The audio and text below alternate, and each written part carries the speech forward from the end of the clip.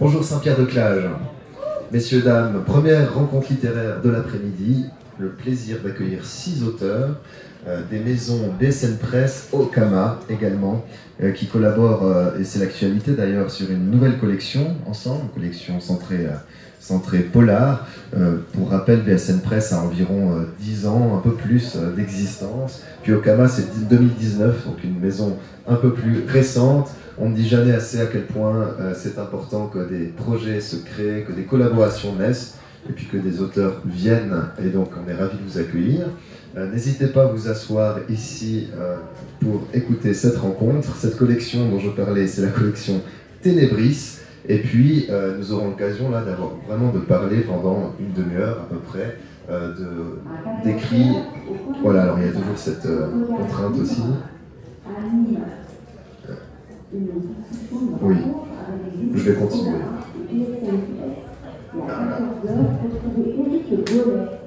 Il lira pour le temps Eclectica numéro 123, un extrait de la base et des gouttes de pain.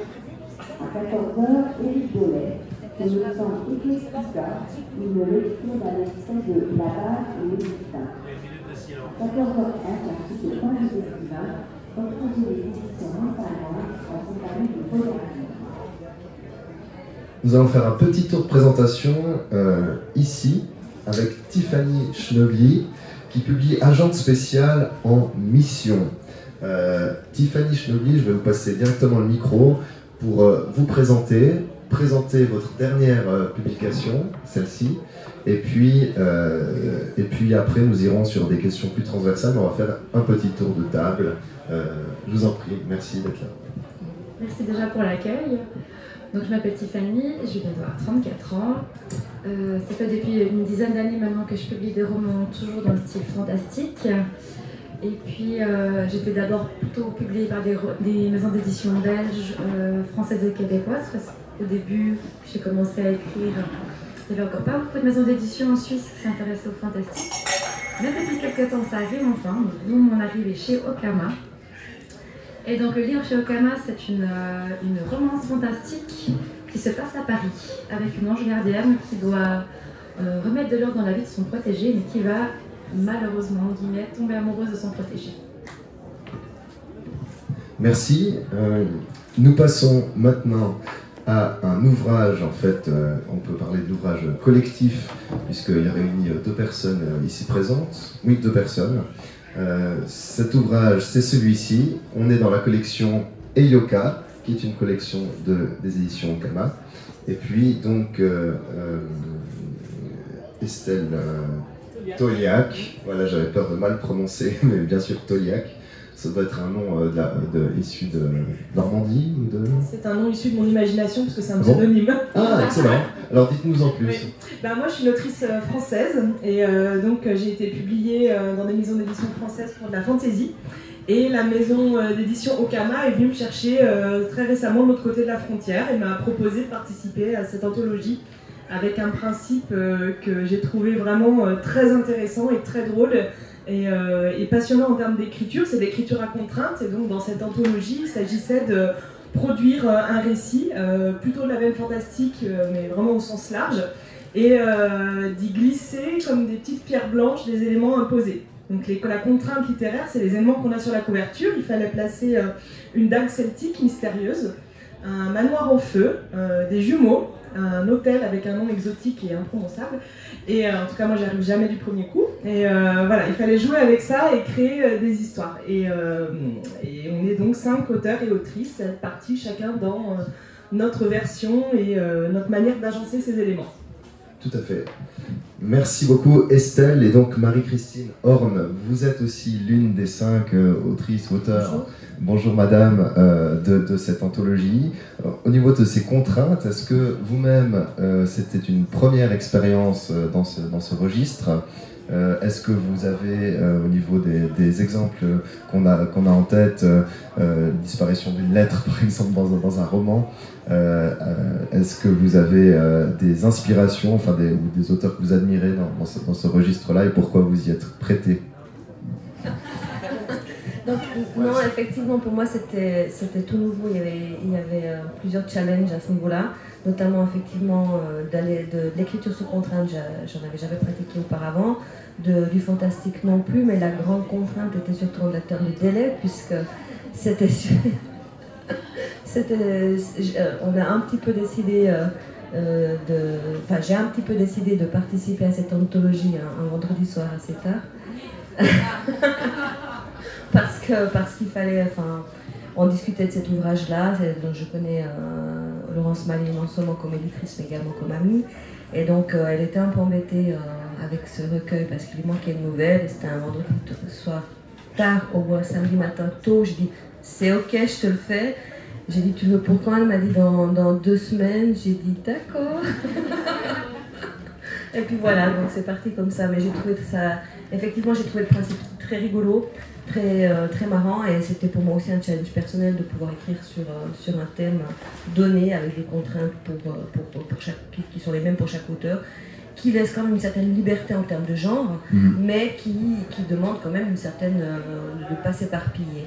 Mais ça m'a fait penser beaucoup à ces recueils de BD qu'il y avait à l'époque où il publiait ces gros recueils de BD avec chaque auteur, chaque dessinateur mettait quelques plages de son propre style, et je trouvais que ça donnait peut-être pour le lecteur aussi une idée du genre littéraire que pratiquait l'auteur, et peut-être donner aussi le goût de découvrir les auteurs par rapport à ces nouvelles-là. Donc je trouve que c'est super, et je me suis bien marrée à le faire, et je me suis bien marrée en lisant les nouvelles de mes collègues. Voilà. Le plaisir d'écriture, c'est quelque chose d'important, effectivement, comme le plaisir de lecture. Béatrice Riant, je passe à vous dans l'ordre plus ou moins ordré que nous suivons. Si vite que courent les crocodiles a obtenu donc le prix de la Société des écrivains valaisans 2023. On est en plein dans l'actualité aussi à Saint-Pierre-de-Clage. Pouvez-vous nous décrire ce livre aussi qui est une démarche aussi assez originale? Merci déjà pour l'appréciation. C'est un ouvrage assez personnel finalement, puisque moi j'ai enseigné la littérature et la psychologie par une bonne quinzaine d'années. Et en contact avec les classes, on se rend compte souvent des problématiques. Et en tout cas moi en tant que prof, c'était des problématiques qui m'intéressaient, qui m'interpellaient, et parfois qui me faisaient peur, comme la difficulté d'être en accord avec son propre corps, la difficulté d'être en accord avec ses pairs, avec sa famille, la difficulté d'être en accord avec les professeurs, l'autorité. Et donc tous ces problèmes d'intégration qui sont propres à l'adolescence peuvent aussi s'accentuer si la personne est elle-même différente, c'est-à-dire une enfant à haut potentiel, avec une hypersensibilité qui peut malheureusement parfois conduire à des drames. Donc c'était cette problématique qui m'intéressait de traiter. Tout à fait, ouais. Donc ce qu'on appelle les HP, voilà. HPI. Oui, exactement. Exactement. Merci, on y reviendra tout de suite. Et pour finir Ah non, pas encore finir, puisqu'on a Lormine Creuset qui va s'exprimer. Et puis ensuite, il y aura encore vous, Antonio. Donc Lormine Creuset, vous avez publié chez plusieurs maisons d'édition, Albin Michel, BSN Press, et justement, vous publiez maintenant dans la collection Uppercut Made in Korea. Il vient de sortir. Il est sorti il y a 3 jours. Voilà, exactement. Et donc là, on est dans une autre ambiance, peut-être que certains de vos autres livres, je ne les ai pas tous lus, les autres, mais Popcorn Girl, par exemple, c'était quelque chose de très vif, une histoire, comment dire, très aussi... en tout cas osé, et puis Made in Korea, on est plus dans quelque chose de réflexif peut-être, je ne l'ai pas encore lu mais je me réjouis. Dites-moi en quelques mots. Oui, Sita Potach-Cherouba, qui est journaliste et enseignante, m'a dit qu'elle connaît très bien mon œuvre, et elle a trouvé que ce texte était très très différent des autres, mais c'est vrai que j'écris chaque fois un texte en réaction à celui d'avant, et celui d'avant est assez rock'n'roll, trash, décalé, si bien que les éditeurs le boudent encore un peu. Donc j'ai eu 4 ans à l'écrire et 1 an et demi à ne pas le faire encore publier. Et là j'ai voulu faire un texte plus accueillant, plus amène, plus offert un peu au public. Et j'ai pris un loser qui avait beaucoup de mes caractéristiques parce qu'il est adopté et diabétique. Et je l'ai emmené puisqu'il s'agissait de faire un texte pour la collection Uppercut, donc sport et littérature. Je ne connais rien au taekwondo, mais mon personnage a décidé de s'initier. Il m'a initié également un petit peu par la force des choses. Et voilà, je n'avais jamais traité vraiment mes origines coréennes. Donc j'ai lu une soixantaine de romans, vu une centaine de films, pas fait une centaine de repas, mais presque. Et surtout, j'ai lu beaucoup d'essais sur la culture coréenne. Et voilà, donc j'ai pris ce personnage et j'ai essayé d'être un peu moins vache avec lui qu'avec les autres. Très bien, merci. On termine le tour de table. Je vous le montre aussi, le nouveau Antonio Albanese, le complexe d'Eurydice, un roman noir donc, dans la collection Ténébris dont je parlais dans l'introduction. Bienvenue aussi à Saint-Pierre-de-Clage. Merci. Et puis quelques mots sur vous, par vous. Sur le livre plutôt. Je vous en prie. Je trouve que c'est très bien tombé que ce livre puisse rentrer dans cette collection Ténébris parce que, au fond, c'est un livre qui doit quelque chose au genre du roman noir, mais aussi qui doit quelque chose, je pense, à cette idée de mauvais genre. C'est un peu le genre de livre que vous n'avez pas envie de présenter à votre belle-mère, quel que soit son genre d'ailleurs. C'est un livre que j'ai écrit un peu malgré moi, j'ai envie de dire, une idée qui arrive, on ne sait pas trop d'où, et puis des essais, et puis finalement voilà, le livre se fait. Et je pense qu'il est un peu difficile à classer, et puis du coup j'ai un peu l'impression que cette collection permet à des livres difficiles à classer de trouver une place, et puis c'est tout le paradoxe, mais tout l'intérêt aussi. Merci. Vous avez utilisé une expression « écrire malgré soi ». Comment il faut la comprendre, cette expression? Est-ce que ça vous parle? Est-ce que quelqu'un veut réagir? Est-ce que l'écriture, parfois, c'est quelque chose qu'on subit plus qu'on choisit de faire? Quelque chose qui... Moi, je veux bien répondre. Je suis la première en cours d'écriture à me surprendre. Donc, effectivement, moi, je comprends bien le côté malgré soi, parce que quand j'écris, en général, j'ai l'habitude d'écrire sur des formes longues. J'ai souvent une architecture assez vague, mais j'ai quand même des arcs narratifs, des choses qui sont décidées à l'avance. Mais à l'intérieur de ça, surgissent au moment de l'écriture des choses qui m'étaient pas venues avant, mais en fait c'est vraiment dans l'acte d'écriture que certaines idées arrivent. Donc ma question c'est toujours de me dire, si j'avais écrit cette page ou ce chapitre demain, est-ce que j'aurais écrit la même chose? Donc voilà, ça c'est ce que je trouve magique. Quelqu'un d'autre sur ce thème? Oui. Béatrice Léon. Alors on dit qu'il y a des écrivains qui sont des architectes et d'autres qui sont plutôt des écrivains qui ont besoin plus d'espace, de liberté intuitive comme ça. Moi je suis vraiment une architecte. Moi j'ai besoin d'un plan, j'ai besoin que les choses se rejoignent, qu'il y ait une cohérence absolue, y compris entre le fond et la forme. Alors je dirais qu'en tout cas dans l'écriture, non, écrire malgré soi, mais je pense que peut-être dans la volonté d'écrire, peut-être qu'on n'est pas entier si on n'écrit pas. Voilà, donc c'est plutôt dans ce sens-là que moi forme d'accomplissement. Ouais, voilà, exactement. On n'est pas complet si on ne peut pas le faire. Après, si on construit un plan, je ne sais pas si c'est le cas de vous tous, vous toutes, ce plan est amené à changer, j'imagine, pendant l'exercice de l'écriture. On peut être sûr. Est-ce que le roman qu'on souhaite écrire est quasiment le même à la fin, ou plutôt il n'a plus rien à voir? Alors moi je suis un peu entre les deux écoles. C'est-à-dire que j'ai l'impression que l'imagination est comme un petit Mustang qu'il faut laisser courir comme ça. Et je tire le ruban de ce qui vient pendant que c'est là, en fait. Donc j'écris en continu, mais n'importe quoi, je ne relis pas. Et ensuite, je range. Et j'aime bien cette idée, je cite toujours René Char, mais les mots qui vont surgir savent de nous des choses que nous ignorons d'eux. Et j'ai l'impression que souvent on écrit des choses dont on ne savait pas qu'elles nous habitaient. Et ensuite, il s'agit effectivement, comme dit Béatrice, de les organiser. Sinon, c'est charmant, c'est vivant, mais il manque une structure, une puissance qui fasse oui. Et donc ce livre Made in Korea vous en a appris plus sur vos propres origines. C'est aussi ça ce que vous disiez, les mots nous en apprennent plus sur nous. Alors, oui, chaque ouvrage nous apprend quelque chose. Chaque ouvrage qu'on écrit est comme une sorte de miroir, parce que on affronte les choses qu'on n'aime pas affronter, que ce soit la thématique ou l'impossibilité d'écrire, je dirais. Pas forcément ceux qui sont apparemment les plus personnels. Par exemple, moi j'ai écrit sur une histoire, sur un punk toxicomane, et c'était plus difficile de mettre complètement à la place de quelqu'un qui existait pour de vrai que d'inventer un lutin furieux, je ne sais pas. Donc, je fais ça pour Laurence.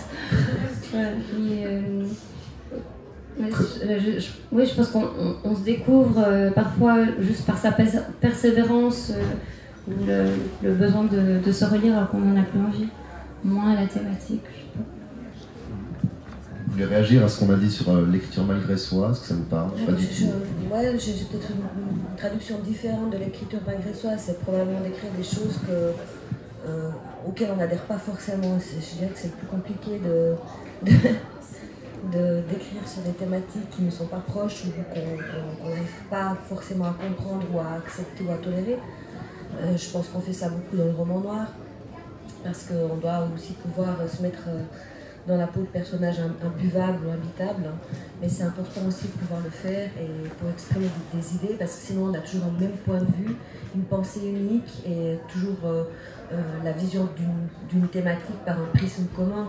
Le roman noir permet justement de le faire différemment et de pouvoir se mettre dans la peau d'un personnage décrié ou qui n'est pas toléré par la société, qui n'est pas acceptable, qui n'est pas policé, mais qui est important parce que son point de vue, son prisme, son histoire de vie amène à cette histoire-là.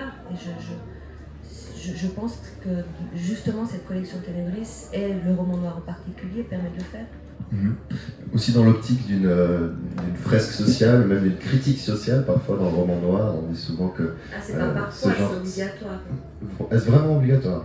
Un roman noir, c'est une critique sociale, une thématique dans une époque donnée. Oui. Le roman noir, après, on va pas faire la théorie du polar, du thriller, mais le roman noir, à la base, c'est ça. C'est quand même l'histoire de base. Les premiers romans noirs. J'ai pris des gants parce qu'il y a des débats quand même. Mais les premiers romans noirs, c'était pendant la prohibition aux États-Unis, donc c'était quand même une critique sociale. Et d'ailleurs, on dit que pour appréhender un pays, si on compte y vivre, il faudrait lire les romans noirs des locaux. Tout à fait. Vous avez parlé des personnages, votre rapport à vos personnages et à la polyphonie finalement qui fait d'avoir plusieurs voix qui s'expriment, dont des voix auxquelles on n'adhère pas. Et ça, c'est vraiment un thème intéressant. Est-ce que c'est ça aussi le pouvoir de la littérature, c'est alors on va dire ça comme ça, de se mettre à la place des autres? Qui veut réagir à cela ou prolonger la discussion? Moi, brièvement, évidemment, je trouve que c'est pas seulement l'auteur qui doit se mettre à la place des autres. Je trouve que la littérature est surtout là pour mettre les lecteurs à la place de gens qu'ils ne connaissent pas, qu'ils n'aimeraient pas forcément. Un peu relativiser leur point de vue. Pour moi, c'est plus important pour les lecteurs que pour l'auteur, qui lui a juste doit faire appel à l'imagination ou à la culture. Le travail de l'écrivain, finalement, c'est de rendre quelque chose qui n'est pas réel, plausible. Donc on est forcément obligé aussi d'aller dans des directions qui ne me plaisent pas. Et je me souviens des propos d'un scénariste, Marc-Olivier Louveau, qui disait que c'était très important de maltraiter ses personnages, de ne pas tomber amoureux de son personnage, de vraiment de tisser, comme tu disais auparavant, la pelote, enfin, de la dérouler jusqu'au bout, y compris dans ce qu'il peut y avoir de plus noir, de plus détestable. Parce que la réalité, c'est aussi ça. Hein. Ils existent, ces gens-là. Non, moi je rajouterais quand même que j'adhère à tout ce qui vient d'être dit, mais qu'il y a aussi un côté cathartique dans l'écriture et que moi j'ai grand plaisir, alors que je suis une personne normale et équilibrée, à assassiner mes personnages, à les torturer, à les mettre dans des positions pas possibles. Et vraiment, c'est un jeu aussi qui permet, qui est un défouloir et qui permet d'en savoir plus sur soi également. Je vous donne la parole, vous avez moins parlé. Est-ce que vous retrouvez dans cette démarche d'écrivain qui non seulement c'est quelque chose que lui apporte l'écriture, mais c'est une espèce d'exigence pour écrire, d'avoir cette posture-là? Ou est-ce que vous avez un tout autre rapport à vos personnages et à l'écriture? Non, alors moi je rejoins pas mal ce qui a été dit. Par contre, j'ajouterais peut-être aussi qu'il y a un autre point de vue qui est toujours aussi intéressant, c'est surtout quand on a des fois des connaissances, proches ou pas, qui lisent les romans et puis qui nous analysent nous par rapport à nos personnages et nos romans, qui sont persuadés que ce personnage-là, c'est parce qu'on a vécu ça ce jour-là ensemble, ou qu'on doit avoir ce genre de vécu, et puis vraiment, on se fait analyser par les lecteurs qui nous connaissent un peu, de par ce qu'ils pensent vrai dans nos écrits. Donc là, ça nous permet des fois de voir un peu l'image qu'on renvoie, et puis de voir aussi un peu comment les gens nous servent. Donc c'est aussi quelque chose assez... Ça peut être comique, ça peut être surprenant, mais c'est toujours des expériences assez rigolotes d'avoir ce genre de truc. Est-ce que le lecteur est toujours prêt à se confronter justement à la pluralité des visions du monde dans un roman? Est-ce qu'il est peut-être davantage prêt à le faire dans le cadre de la littérature que par exemple s'il lit un article journalistique ou s'il regarde une émission télé ou s'il discute en société sur un thème où il a peut-être moins de tolérance intellectuelle, tolérance sociale pour des personnes qui ne partagent pas son milieu, sa vision du monde? Est-ce que la littérature a ce pouvoir-là qui distingue des autres réalités? Alors, Lormine Creuset, Antonio. Je suis ravi de pouvoir répondre à cette question. Je pense, j'en suis même convaincu, je pense que comme disait Laure, relativiser, je crois que c'est le lieu du roman, de relativiser, de suspendre la morale, d'être dans une temporalité qui permet vraiment de ne pas être dans la réaction spontanée, de ne pas être dans le jugement immédiat, etc. Donc oui, alors j'en suis vraiment convaincu, je pense que c'est fondamentalement sa raison d'être. C'est peut-être pourquoi il y a toujours des lecteurs, malgré ce qu'on dit sur la mort du livre. Cette mort-là a moins lieu que celle des médias. Donc peut-être que le livre a finalement un avenir éternel. Ou est-ce que vous vous faites du souci quand même pour ce livre, pour la lecture? On est dans un salon du livre, c'est une question importante. Non, pas vraiment.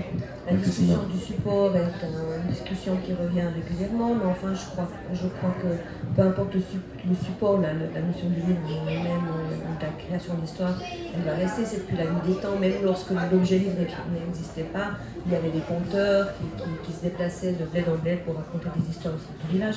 Je pense que cette notion de se raconter des histoires et donc la notion d'imaginaire, elle a quand même encore bien quelques années devant elle.